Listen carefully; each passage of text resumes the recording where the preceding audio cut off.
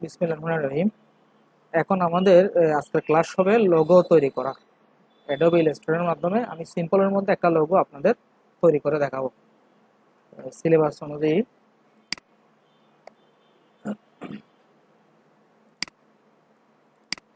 আমাদের creative graphics design কোর্সের আজকে সর্বশেষ ক্লাস অনুষ্ঠিত হচ্ছে।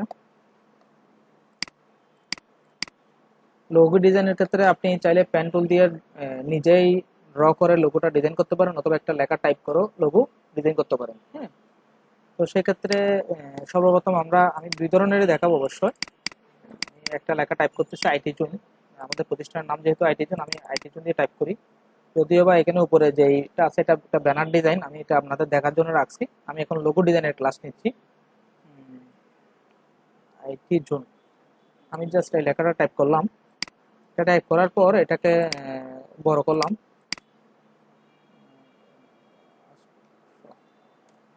আরো আরো বড় করতে হবে। বড় করলাম, আর একটু বড় করি। এখন এটাকে বড় করার পর আমি একটা কপি নিয়ে রাখছি আল্ট্রা এবং কন্ট্রোল কিবোর্ডে চেপে ধরে যখন আমি লেখাকে বাইরে আর একটা ক্লিক করে নিয়ে রাখবো, তাহলে এটা কপি হয়ে যাচ্ছে। সর্বপ্রথম আমাদের এই কাজটা করার জন্য লেখাটা টাইপ করার পর এখান থেকে বোল্ড করলাম, একটু গাঢ় হলো। এখান থেকে আমি একটা কালার চয়েস করলাম নিজের মতো করে। কালার চয়েস করার পর যখন আপনি লোগো ডিজাইন করবেন, লোগো ডিজাইনের মোটামুটি আপনি যদি 3D করতে চান 3D স্ট্রোক দিয়ে করতে হয়, আর স্টাইলিশ দিয়ে আপনি ড্রপ শ্যাডোর মাধ্যমে ডিজাইন করতে পারেন। আমি প্রথমে একটা ড্রপ শ্যাডো দিয়ে লোগো ডিজাইন করে দিচ্ছি আপনাদেরকে। ড্রপ শ্যাডো ক্লিক করলাম, এখানে আমি প্রিভিউ দিচ্ছি।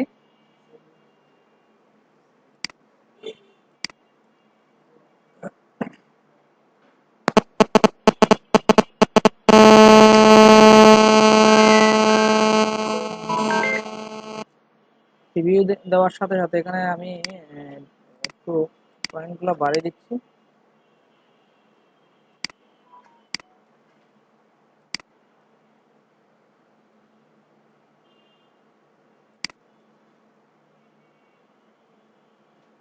লোগো কমান্ড যখন দিলাম রেন্ডারিং হইতে একটু সমস্যা হচ্ছে, ওকে দিচ্ছি।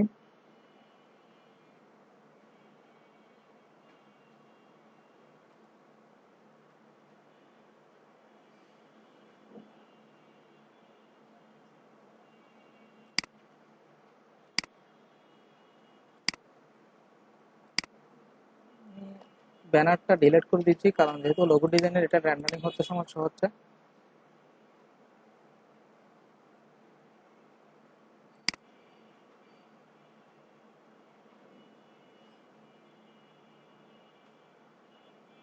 মাউস পয়েন্টার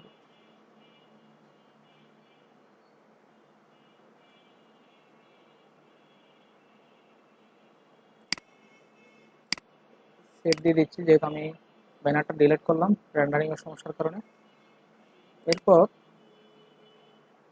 কন্ট্রোল প্লাস দিলে কিবোর্ড থেকে যে এখানে আপনি দেখেন এটা কিন্তু একটা শেড কিন্তু আসছে, এখানে একটা শেড দেখা যাচ্ছে। এটা যখন আপনার পিন হয়ে বের হবে শেডটা দেখা যাবে। সাধারণত আমরা যখন একটা ব্যাকগ্রাউন্ড কালার দিব বা একটা ব্যাকগ্রাউন্ড অনলাইন থেকে ডাউনলোড করে নিব, হ্যাঁ, তখন আমি একটা ব্যাকগ্রাউন্ড কালার দিয়ে দিচ্ছি এখানে বোঝার সাথে।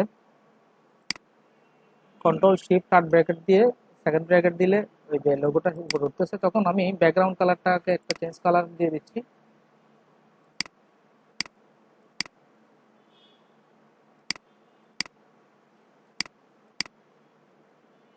ঠিক আছে না?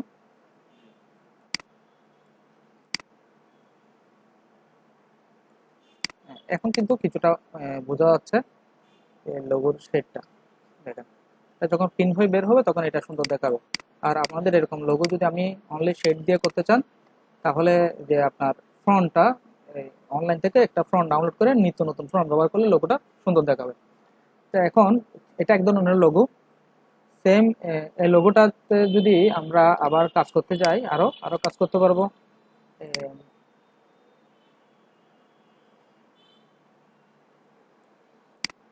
ফ্রন্ট কত, 1200, এটা তাও 1200। আচ্ছা, এটা বোল্ড করছি মনে হয়, বোল্ড। ওকে, এখন আমি এটাকে বোল্ড করার পর একটা স্ট্রোক দিব, এটাকে একটা স্ট্রোক দিব। স্ট্রোক দেওয়ার সাথে সাথে এটা একটু কালার আসবে। এবার এই লোগোটাকে আমি এখানে বসালাম, বসানোর পর এটা উপরেরটাকে আমি একটা কালার দিব।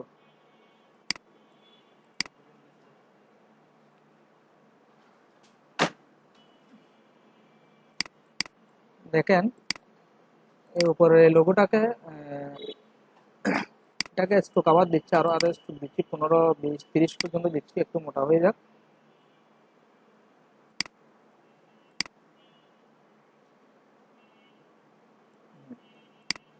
এখন এখানে তিনটা লেয়ার, তিনটা শেড হয়েছে। একটা শেড হলো উপরেরটা, তারপর মাঝখানে একটা, পিছনে শেডও একটা। আমি উপরের শেড আর পিছনে ব্যাকগ্রাউন্ড যেহেতু সেম হয়ে গেছে, আমার এটা চেঞ্জ করব। চেঞ্জ করার সাথে সাথে এটা পরিলক্ষিত হবে ডিজাইনটা। তো এইভাবে করে আমরা লোগো রেডি করতে পারি। আর চাইলে আবার একই সাথে এটা কপি নিলাম, আনগ্রুপ করলাম, এই লোগোটাকে আমি ব্যাকগ্রাউন্ডটাকে এক পাশে নিয়ে রাখলাম।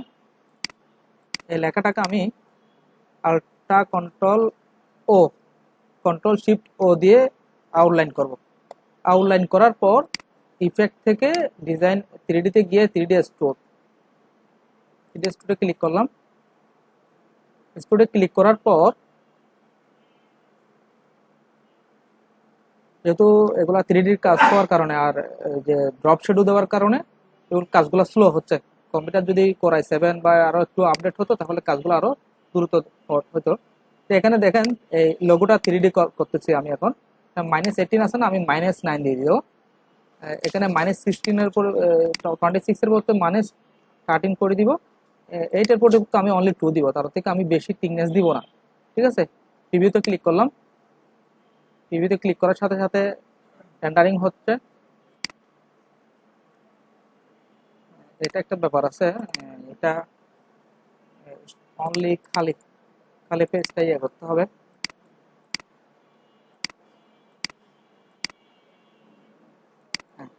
-9, -13, 2, রিভিউ দিচ্ছি। ওকে, এটাকে একটু বাঁকা টাইপের হয়েছে। এবং এটা আমি যদি টুর পরিবর্তে এডিটে গেলাম, মাইনাস -9, -13, 4 দিলাম। ওকে দিলাম। এরপর আমি যখন ব্যাকগ্রাউন্ডটা এদিকে এনে দিব, ব্যাকগ্রাউন্ডটা যদি অন্য একটা কালার দিয়ে দিই, দেখেন আপনারা এখানে একটা কিন্তু 3D শো হচ্ছে। ঠিক আছে, এরপর আমরা এভাবে করে সেভ এস করে লোগো ডিজাইনগুলো করতে পারি।